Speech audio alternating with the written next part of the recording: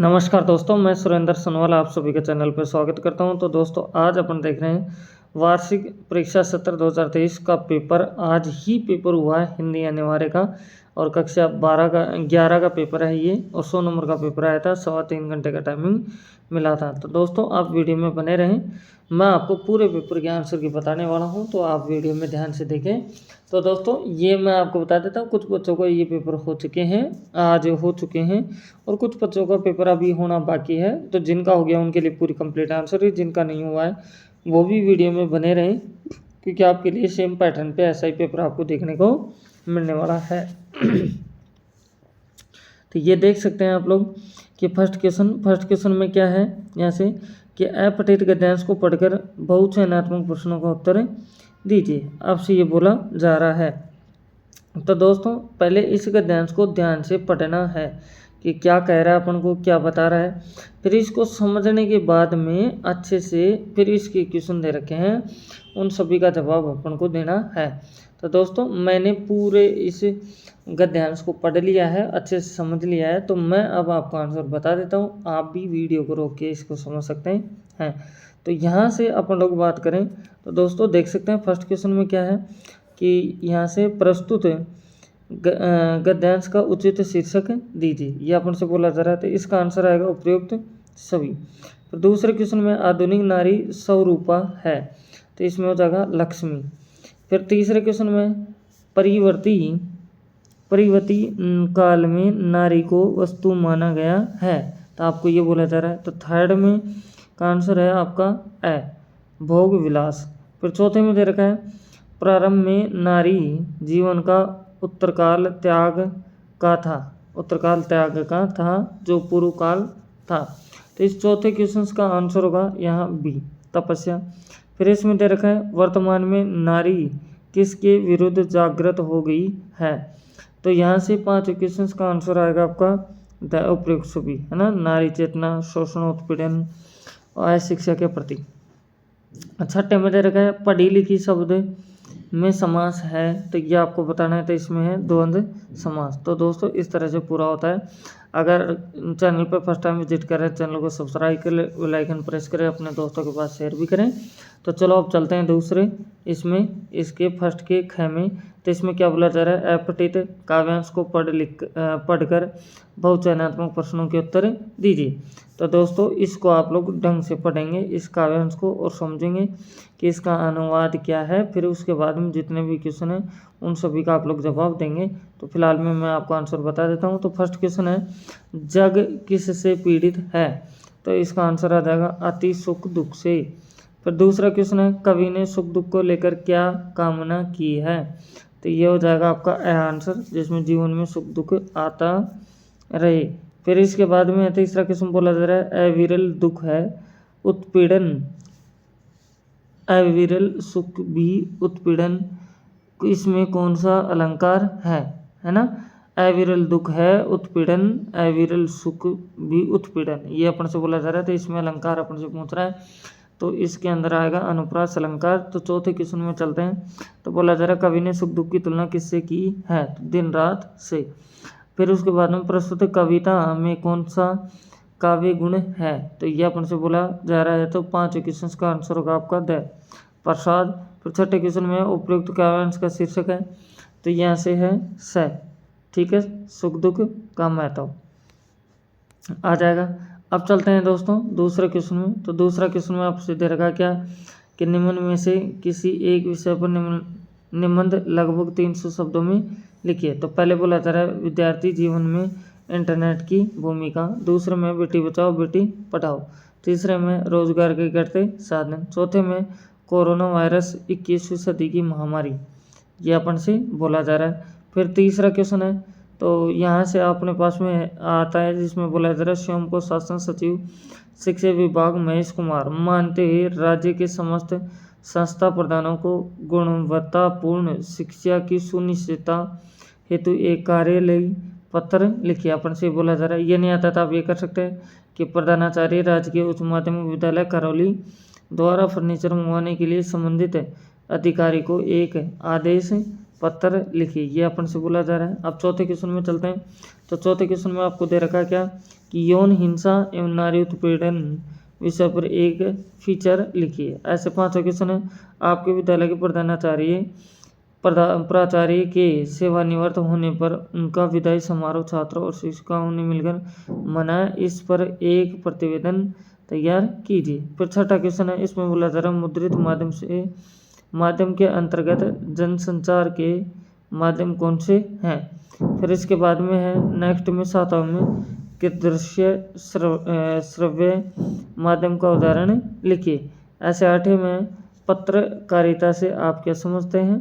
9वें में अविकारी शब्द किसे कहते हैं। फिर अपन चलते हैं नेक्स्ट 10वें क्वेश्चन में। तो 10वें क्वेश्चन में क्या है देख सकते हैं आप लोग। तो इसमें आपको दे रखा है तत्सम शब्द किसे कहते हैं, निम्न शब्दों के तत्सम शब्द लिखिए। तो ऐसे आपके पास में जैसे यहाँ से आ रहा है आखर आ रहा है ये चीज़ें। फिर उसके बाद में अनमोल, फिर माथा, गर्दन, ये अपने पास में आ रहा है। तो इसको भी आप लोग देख सकते हैं। तो आप चलते हैं आगे। तो दोस्तों अब चल रहे हैं अपन लोग 10वें क्वेश्चन का, ये आपने देख लिया है आखिर ऐसे अमोल, माथा और गर्दन। दोस्तों मैं चलो इन सभी क्वेश्चनों की 10 तक जो क्वेश्चन आ गए इन सभी के आंसर की आपको दिखा देता हूँ। मेरे हाथ के द्वारा बनाई हुई है, तो मैं ये आप सभी को दिखा देता हूँ। तो आप वीडियो में बने रहें। तो दोस्तों ये आप देख सकते हैं जो फर्स्ट क्वेश्चन था जिसका क था, फर्स्ट क्वेश्चन का क, उसके फर्स्ट क्वेश्चन में जाएगा, फिर ए ब द स ये आ जाएगा। ख के अंदर बात करें तो देखो स ए स ये आपके आंसर आ जाएंगे। आप आराम से मिला लेना है। अब छठे क्वेश्चन की बात करते हैं जिसमें अपन से पूछ रहा था, तो उसके आंसर हो जाएंगे समाचार पत्र, पत्रिकाएं और पुस्तकें, ये अपन से पूछा जा रहा है। 7वें में हो जाएगा laser projector, video multimedia. ऐसे 8वें में ये हो जाएगा ज्ञान और विचारों को समीक्षात्मक टिप्पणियों के साथ शब्द, ध्वनि तथा चित्रों के माध्यम से जन जन तक पहुंचाना ही पत्रकारिता है। ये अपने पास में हो गया। अब 9वें क्वेश्चन में आप लोग देख सकते हैं इसके हिसाब से।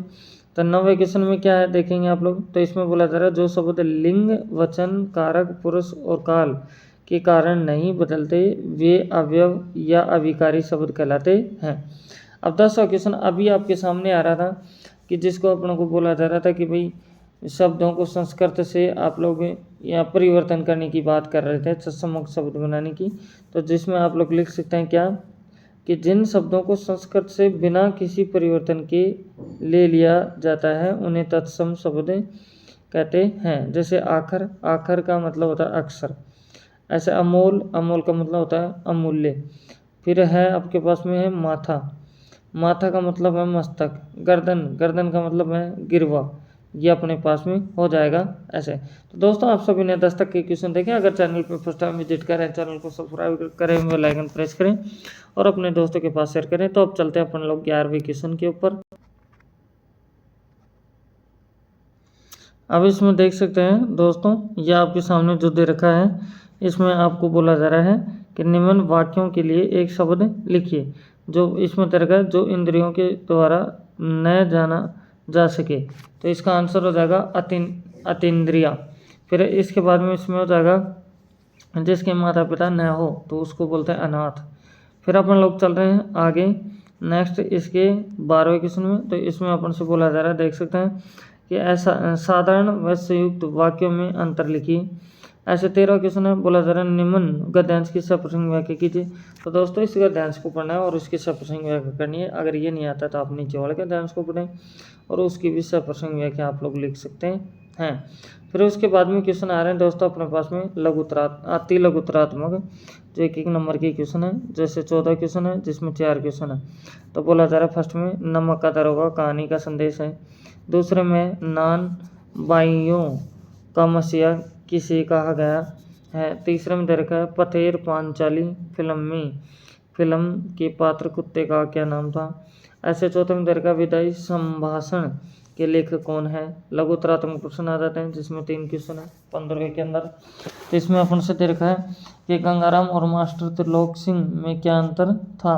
ऐसे दूसरे में दे रखा है रजनी पटकथा के आधार पर शिक्षकों की समस्याओं पर प्रकाश डालिए। ऐसे तीसरा में दे रखा है नेहरू जी की समझ में किसानों की एक जैसी समस्या कौन सी थी।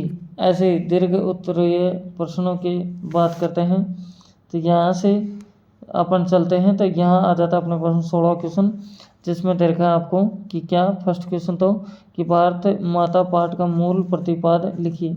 ऐसे इसमें दूसरा है आज तुम्हारी फाइल पूर्ण हो गई है, इसमें नीति व्यंग्य को स्पष्ट कीजिए। 17 क्वेश्चन में आपको कि निम्न काव्यांश की सप्रसंग व्याख्या कीजिए। तो दोस्तों इसको ध्यान से पढ़ना है, फिर इसको भी आप लोग पढ़ सकते हैं। इसके अथवा में भी जो दे रखा है उसको देख सकते हैं। तो ऊपर वाले की सप्रसंग व्याख्या करें या फिर नीचे वाले की, आप इसकी भी सप्रसंग व्याख्या कर सकते हैं।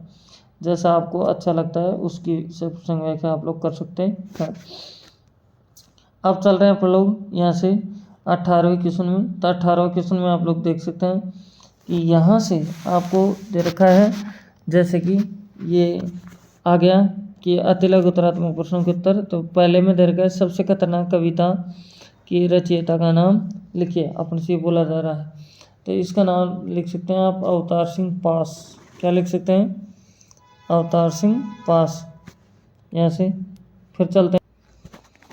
अब इसके दूसरे क्वेश्चन में आपको दे रखा है, क्या देख सकते हैं कि कबीर की भाषा को क्या कहते हैं। तो कबीर की भाषा को कहते हैं सद्दू खड़ी, सद्दू खड़ी।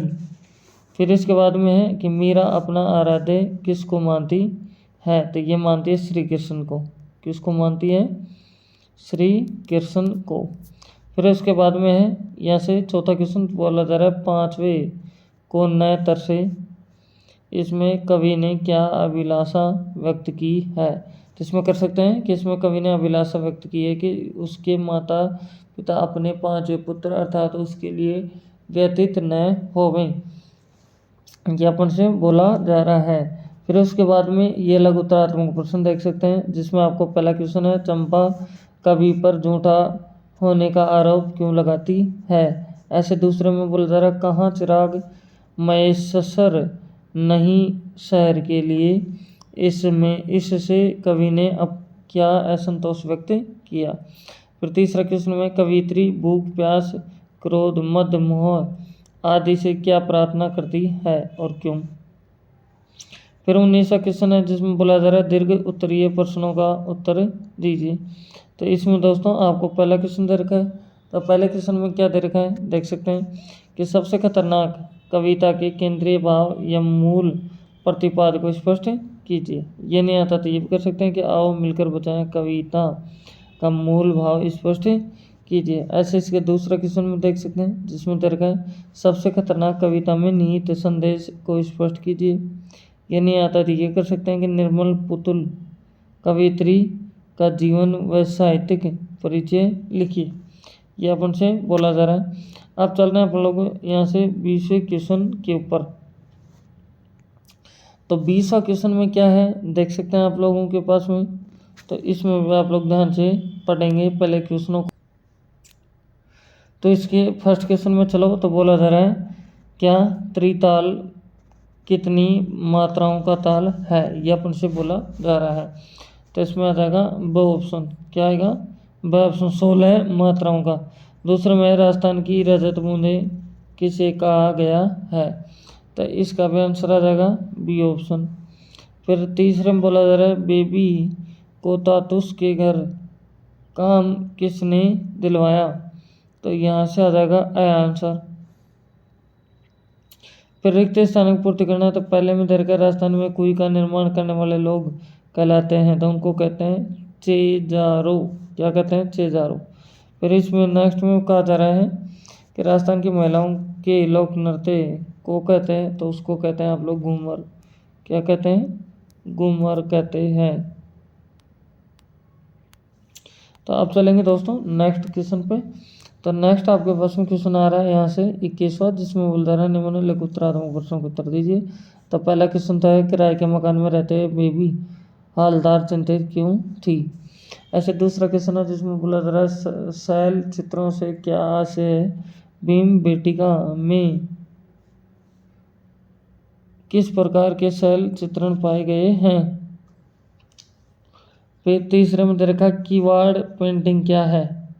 फिर 22वें क्वेश्चन में लघु चित्र किसे कहते हैं, भारत में इनके प्रकारों में इनकी विशेषताओं को स्पष्ट कीजिए।